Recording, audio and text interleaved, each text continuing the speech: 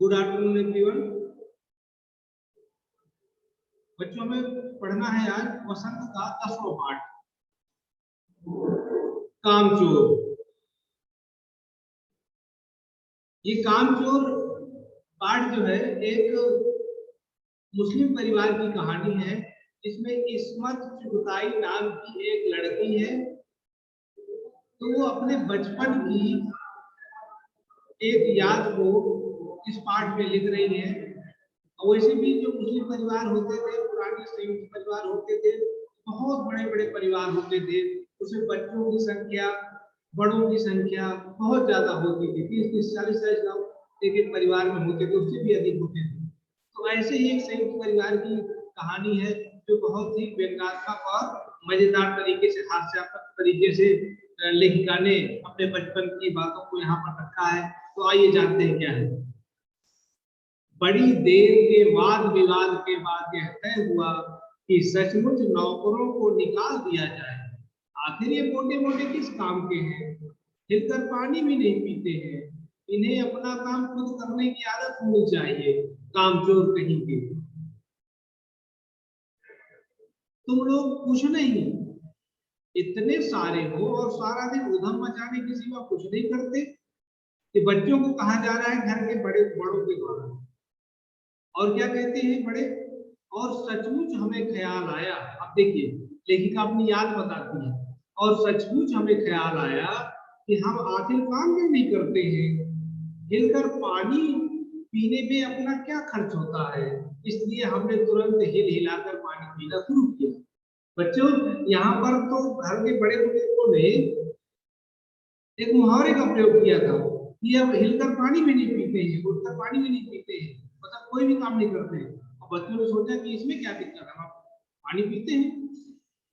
तो बच्चों ने उस मुहावरे का क्या अर्थ लगाया कि हमें तो अपना उठकर में पानी पीना चाहिए। अब देखिए, अब पानी पीने की बात है तो क्या किया, हिलने में धक्के भी लग जाते हैं,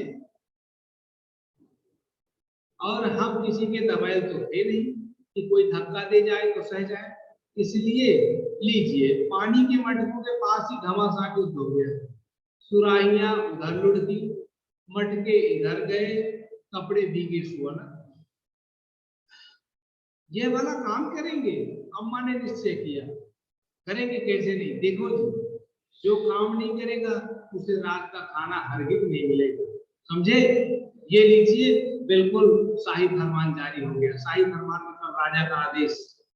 अभी देखिए बच्चे, ये पानी पीने जा रहे हैं सब लोग, घर तक जो भी बर्तन जिसको मिला है ये सब पानी पीने के लिए पहुंच गए। कोई बाल्टी लेके पहुंच गया, कोई सुराही लेके पहुंच गया, और एक दूसरे को धक्का उक्का दिया तो सब उल्टा पुल्टा हो गए। देखिए सब पड़े हुए हैं। और जब इस तरीके से पानी पिए जाएंगे तो पूरे घर में पानी पानी हो जाएगा, छिछली हो जाएगी। तो एक काम क्या कर रहे थे, और काम बढ़ा रहे थे घर वालों का। चलिए देखते हैं और क्या हुआ। चलिए आगे जो हम पढ़ रहे थे, इसी को अनन्या अग्रवाल पढ़ेंगे। अनन्या अग्रवाल। Yes sir.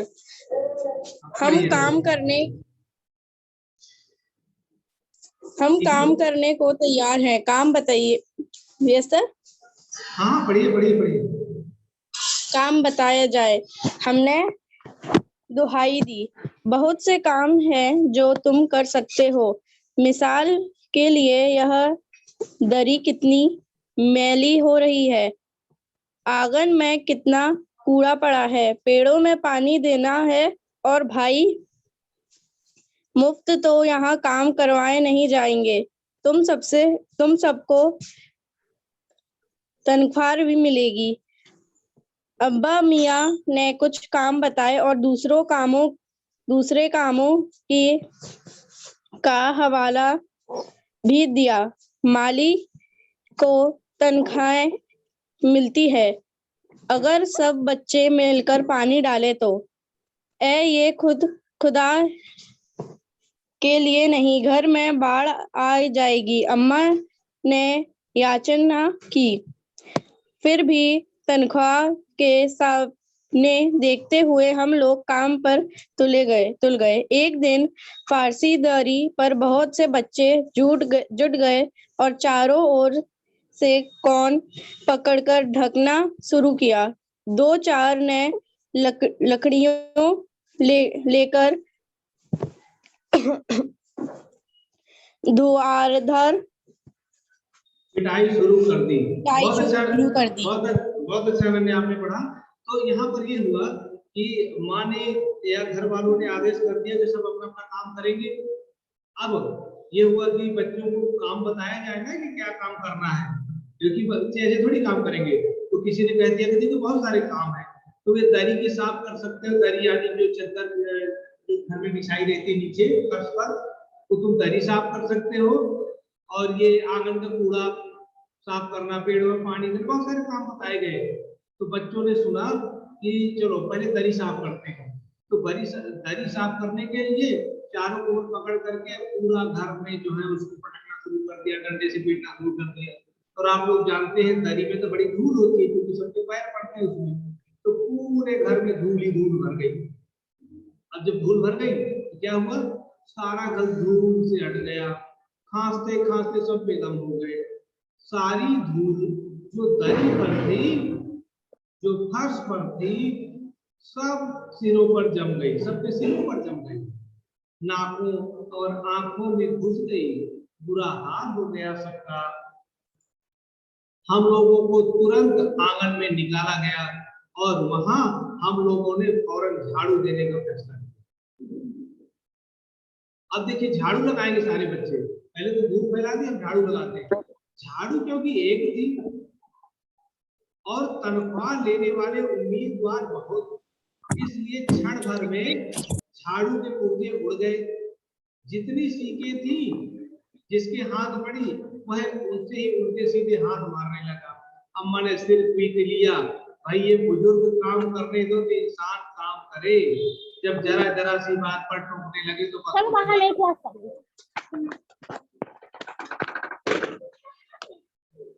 इसका माइक ऑन है।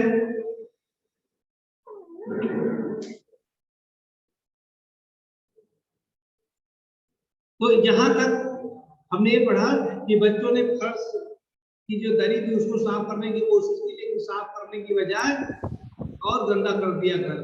अब देखिए झाड़ू की एक तो ही नहीं होगी घर में, सारे बच्चों ने झाड़ू लेने की कोशिश की, पूरे घर में झाड़ू झाड़ी हो गई, यानी उसके सीखे फैला दी चारों तरफ। अब देखते धूल कैसे साफ करते हैं। चलो अब आगे यहाँ से कौन पढ़ेगा?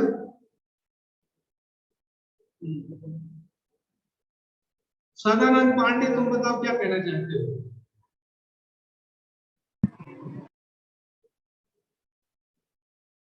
बोलिए क्या सर है? मैं पढ़ूं अब? सर मैं पढ़ूं? हाँ पढ़ो। असल में झाड़ू देने से पहले जरा सा पानी छिड़क लेना चाहिए, बस यह ख्याल आते ही तुरंत दरी पर पानी छिड़का गया। एक तो वैसे ही धूल से अटी हुई थी, पानी पड़ते ही सारी धूल कीचड़ बन गई। अब सब आंगन से भी निकल गए। तय हुआ कि कपड़े को पानी दिया जाए। बस सारे घर की बाल्टियां, लोटे, तसले, भगोने, पतलियां लूट ली गई, जिन्हें ये चीज भी न मिली। वे डोंगे, कटोरे और गिलास ही ले भागे। अब सब लोग नल पर टूट पड़े, यहाँ भी वहाँ घमासान मची की क्या मजाल, जो एक बूंद पानी भी किसी के बर्तन में आ सके। ठूसम ठस किसी बाल्टी पर पतीला और पतीले पर लोटा और भगोने और डोंगे, पहले तो धक्के चले, फिर कुहनियां और उसके बाद बर्तन। फौरन बड़े बड़े भाइयों, बहनों, मामुओं और दमदार मौसियां, फूफिया की कुमक भेजी गई। फौज मैदान में हथियार फेंक कर पीठ दिखाई गई। इस धीगा मुश्ती में कुछ बच्चे कीचड़ में लथपथ हो गए, जिन्हें नहलाकर कपड़े बदलवाने के लिए नौकरों की वर्तमान संख्या काफी नहीं थी। पास के बंगलों में नौकर आए और चार 4 आना प्रति बच्चे के हिसाब से नहलवाए गए। हम लोग ख्याल हो गया कि सचमुच साफ सफाई का काम अपने बस की बात नहीं, और न पेड़ों की देखभाल हमसे हो सकती है। कम से कम मुर्गियां ही बंद कर दे। हाँ, चलिए तो यहाँ तक पढ़ा हमने कि घर में पहले तो दरी का कीचड़ पूरे घर में, क्योंकि जब साफ करना होता है तो उन्होंने उसमें का पानी डालना चाहिए।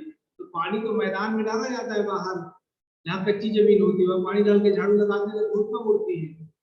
लेकिन इन्होंने घर में पक्की फर्श से पानी डाल दिया, तो पहले तो धूल, ऊपर से पानी, तो घर में पूरा कीचड़ हो गया। फिर ये हुआ कि चलो पेड़ों को पानी दिया जाए। पेड़ों को पानी देने के लिए घर के जितने बर्तन थे सब उठा लिया, जिसको कुछ नहीं हो गया वो गिलास ही उठा के भाग गया, कटोरी उठा के भाग गया। अब जब नल में जाएंगे ना, तो नल में तो एक ही नल है, एक बर्तन में पानी आएगा, तो इस धक्का मुक्की में किसी बर्तन में पानी नहीं आया और एक दूसरे को मारने पीटने लगे, झगड़े होने लगे।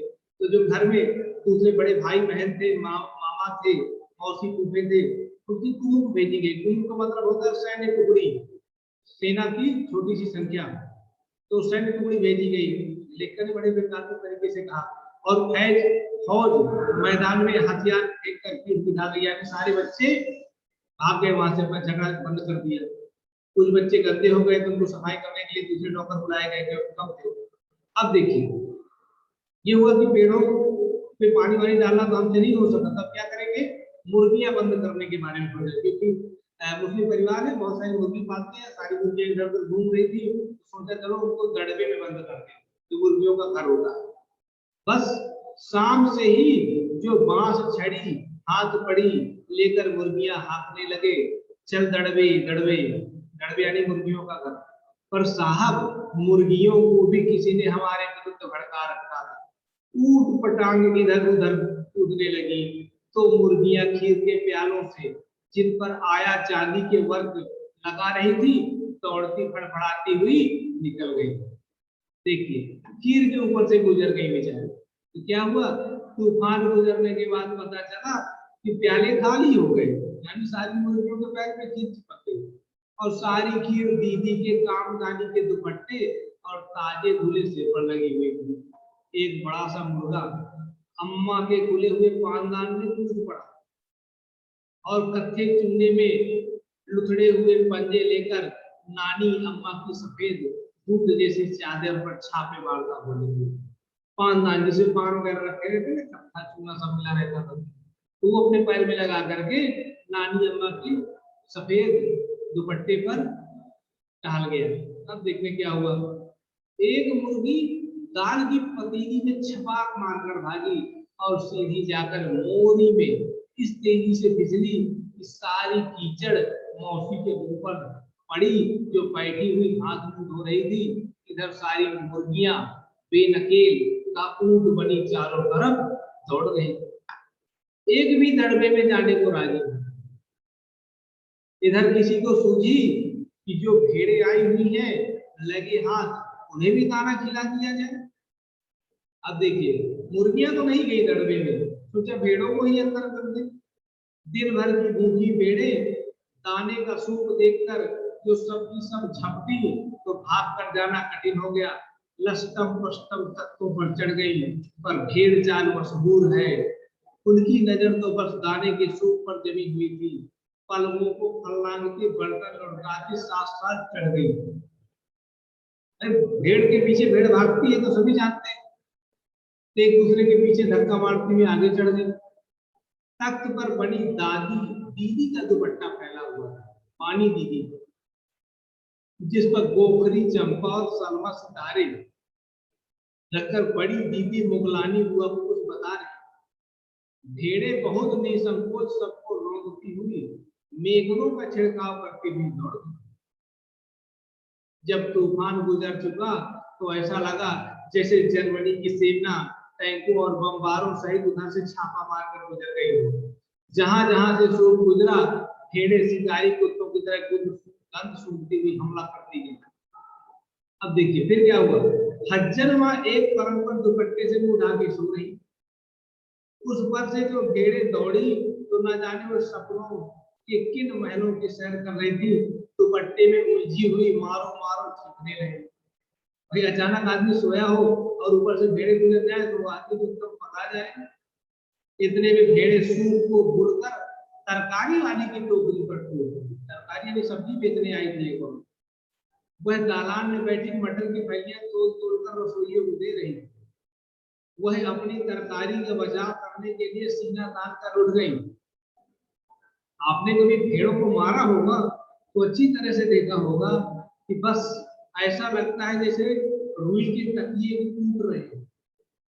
भेड़ को चोट ही नहीं लगती है, बिल्कुल ये समझकर कि आप उससे मजाक कर रहे हैं, वो आप पर भी चढ़ बैठेगी। जरा सी देर में भेड़ों ने तरकारी छिलकों समेत अपने पेट की कड़ाही में झोंक दी, यानी सारी तरकारी उस औरत की खा गई, वो जो सब्जी वाली आई थी। तो यहाँ पर हमने देखा कि पहले तो मुर्गियां और फिर भेड़े, पूरे घर में बच्चों ने तहस नहस मचा दिया। उधर पेड़ों को पानी देना, तरी साफ करना, मुर्गियों के दड़बे पर पहुंचाना और भेड़ों को पकड़ना, ये सारे काम उन्होंने करने की कोशिश की, लेकिन एक भी काम सही नहीं हुआ, बल्कि घर में और ज्यादा गंदगी हो गई, घर में और ज्यादा काम बढ़ गया लोगों का। तो बच्चों यहाँ तक समझ में आया आपको सबको? Yes sir. चलिए तो मैं आपको एक प्रश्न पूछता हूँ। Yes sir. स्वास्तिक सचान बताओ।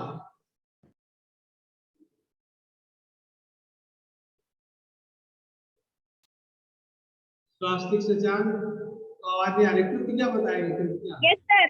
Yes sir. हाँ तो स्वास्तिक तुम्हें ये बताना है कि बच्चों ने अभी तक कौन कौन से काम करने की कोशिश की। सर पानी भरने की, और झाड़ू लगाने की, हम्म, और सर थाली साफ करने का, काली। हाँ अच्छा कृतिका, और बताओ तुम क्या क्या काम किया उन्होंने।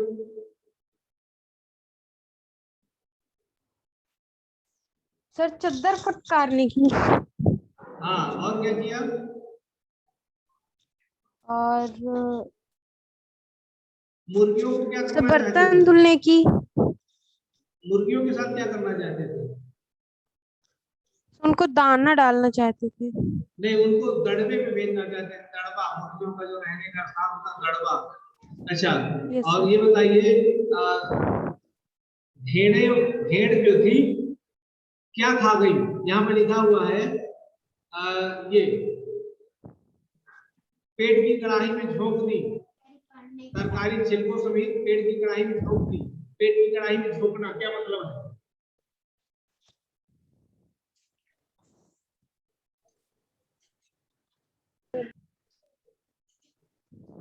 खा लेना। पेट की कड़ाही में झोंकने का मतलब है खा लेना, सारी सब्जी खा गई उसकी।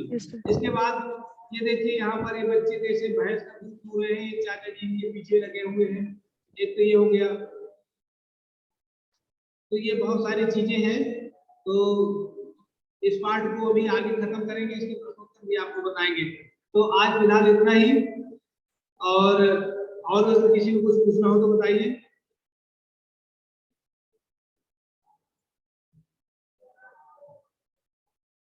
तो क्लास समाप्त करें आज की। Yes, sir. Yes sir. Yes, sir. Bye bye everyone. Bye sir.